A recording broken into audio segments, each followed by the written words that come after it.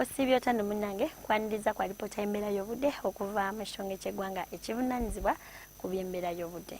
Enkuba yatonye mu bitundu by'eggwanga ebisinga obungi era ng'okusinziira kwa lipoota gye twafunye tulaba nti Gulu yawezezza millimeters 18 n'obutundutundu 4, Masindi millimeters 5 n'obutundutundu 7, Rila millimeters 3.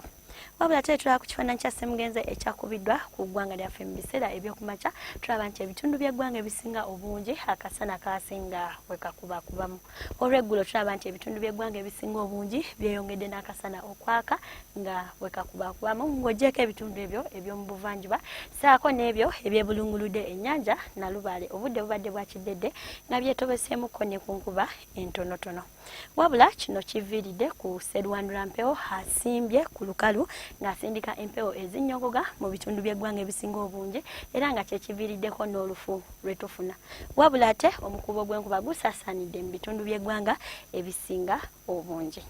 Mu biseera eby'okumakya enkya ku makya tusuubira akasana okwaka nga bwe kakubakubamu bitundu by'eggwanga ebisinga obungi wabula ate mu masekkati Mbarara ssaako ne Kabaale tusuubira akasana okwememula. Olw'eggulo tusuubira ebitundu by'eggwanga ebisinga obungi akasana okwaka nga bwe kakubakubamu wabula ate nga tulina n'essuubi ery'enkuba entonotono mu bitundu by'eggwanga ebisinga obungi era nga n'ebbugumu mu Kotido lijja tukirada ku Celsius 30. Eyo mu nsozi ez'e Kabaale tusuubira ebbugumu okutukirada ku Celsius 25 wabula ekibuga ekikulu Kampala tusuubira ebbugumu okutukirada ku Celsius 27.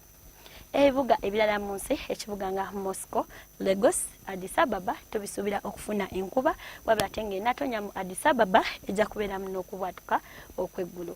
Eyo mu Beijing ne Washington tusuubira obudde okuba obw'ekiddedde nga n'ebbugo mu Washington lijja tukirada ku Celsius 28 wabula ate eyo mu Johannesburg tusuubira ebbugumu okutukirada ku Celsius 18 nga n'akasana kajja kwememula.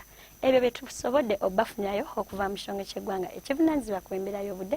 Sigadde ne Agnes Nalukwago, weeraba.